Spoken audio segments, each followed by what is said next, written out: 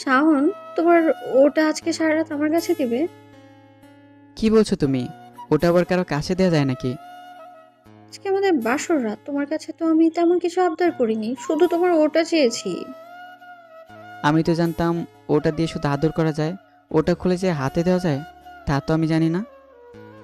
আমি এত কিছু জানি না, তোমার ওটা আজকে আমাকে দেবে প্লিজ, আমার একটু কাজ আছে।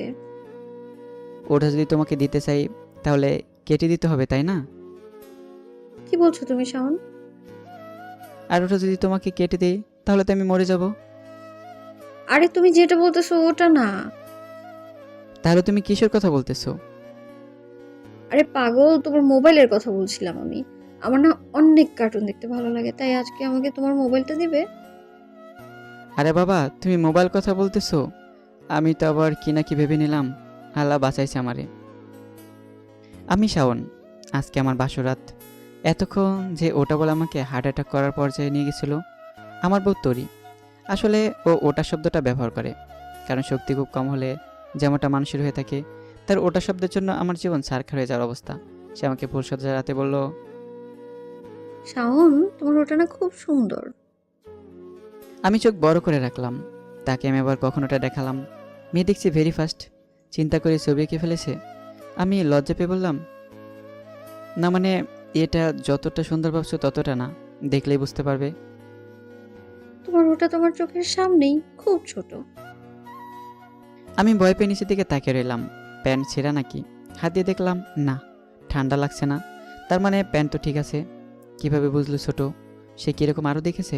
আমি গরম হয়ে বললাম, তুমি কিভাবে জানো এটা ছোট? তুমি কি কয়েকটা মেপে দেখেছো নাকি?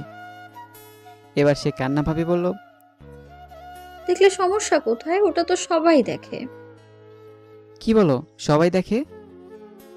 আমার এক বান্ধবী তো, আমারও ওটা ছিল, আমরা ধরে ধরে দেখতাম।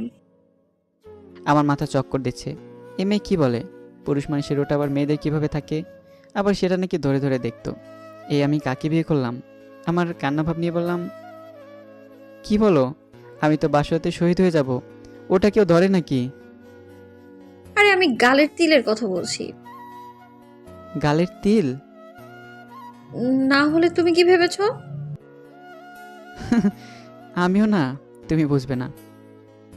কিন্তু একটু পরে যখন তরিকে আদর করতে লাগলাম তখন সে ছাড়িয়ে আমতামতা করে বলল, আমি তো আমার ওটা আমার রুমে রেখে এসেছি, এখন কিভাবে হবে? আমি তো ভয়ে ঢুক গিলতে থাকলাম। ওটা যে কেউ রেখে আসে সেটা আজ জানলাম। এবার কান্না মাখা চোখে জিজ্ঞাসা করলাম, কি রেখে এসছো? না মানে ওটা আর কি, যেটা দিয়ে ওটা করে। আমি কাঁদতে লাগলাম। হায় রে, ওটা যে ঘরে কেউ রেখে আসে সেটা আমি প্রথম জানলাম। তাই চোখ বেয়ে কান্না পড়তেছে। বাসরাতে তো আনা উচিত ছিল, কিন্তু সে কিছুক্ষণ পর বলল, তুমি কাঁদছো কেন? আরে লম্বা ওটা আর কি। আমি তো মাথায় চুল ছিঁড়তে থাকলাম। এত গোপন ভিডিও দেখলাম ওদের, সেটা লম্বা কিভাবে হয়?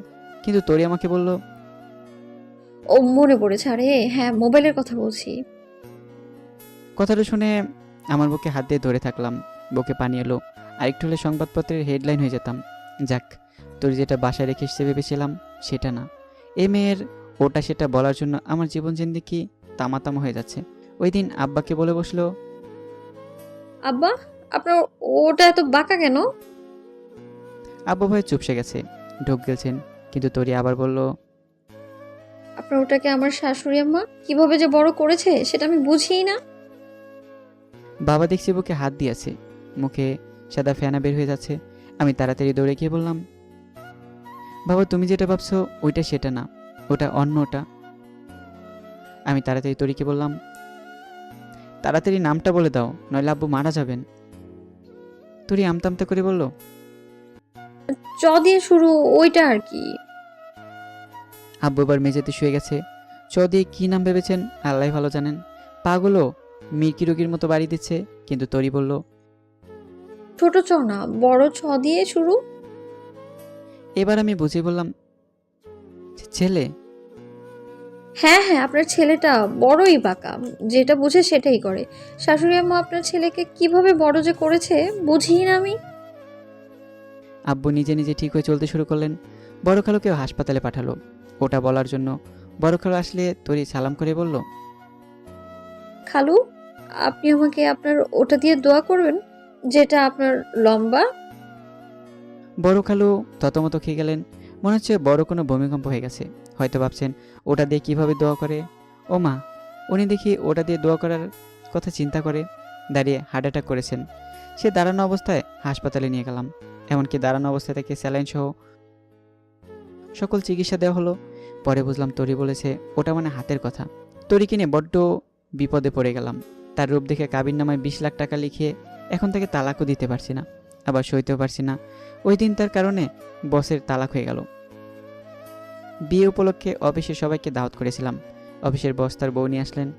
আমার বউকে দেখে দুষ্টুমি করে বললেন, বাহ, শাওনের বউ তো অনেক সুন্দর, অনেক লাকি সে। আমি কেন পেলাম না, আফসোস হচ্ছে। স্যার, আপনার দেখছি ওটা কাটা। স্যার আর স্যারের বউ অবাক হয়ে তাকিয়ে আছে, যেন কোনো কিছুর সাথে মিলে গেছে। স্যারের বউ তাকে কলার ধরে নিয়ে গেলেন বাসায়। ওটা কাটা যে কিভাবে জানলো তরি? নিশ্চয়ই দেখিয়েছেন স্যার। পরে শুনি স্যারকে মেরে হাসপাতালে পাঠিয়ে তালাক দিয়েছেন। স্যারের সে কি কান্না! আমি স্যারকে দেখতে গিয়ে বললাম, আপনি যেটা ভেবেছেন সেটা না, ওটা ঠোঁট কাটা থাকার কথা বলেছে। স্যার দেখি ঘুমিয়ে গেছেন, নিঃশ্বাস চলছে না।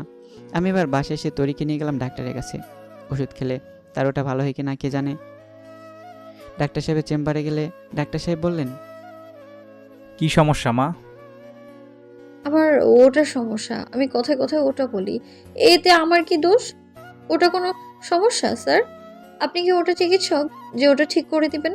আপনারও তো মাঝে মাঝে ওটা চলে আসে, কিন্তু আপনি তো সময় নিয়ে ওটার কথা বলে দেন।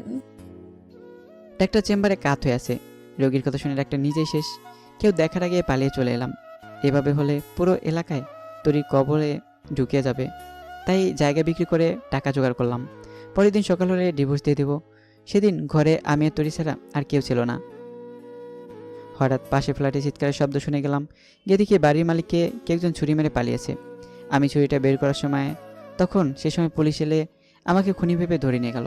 তরি আমাকে চিন্তা করতে নিষেধ করলো। কিছুদিন পর আদালতে আমার বিপরীতে সাক্ষী প্রমাণ বিপক্ষে গেল। নিশ্চিন্তে আমি খুনি, কিন্তু তখন প্রধান সাক্ষী তরি। কাঠগড়া এলো।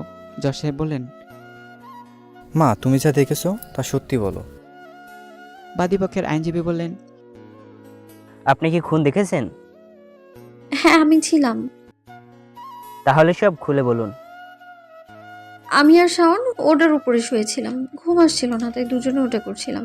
হঠাৎ করে কারো চিৎকার, শাওন আমাকে ওটার উপর রেখে বেরিয়ে যায়। আমিও আস্তে আস্তে দেখি বাড়ির মালিকের পেটে ওটা।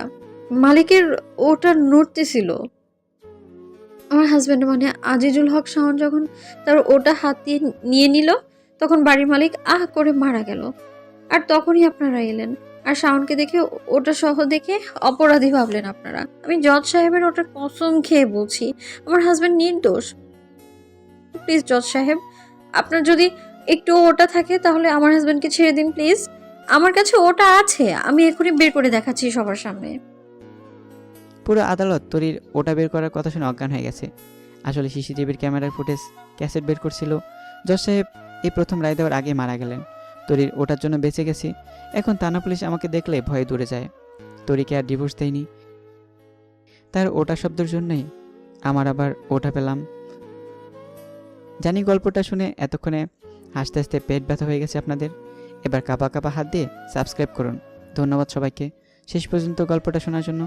আর যারা পেজ থেকে ভিডিও দেখছেন অবশ্যই ফলো করবেন এরকম ভিডিও দেখার জন্য। আল্লাহ হাফেজ।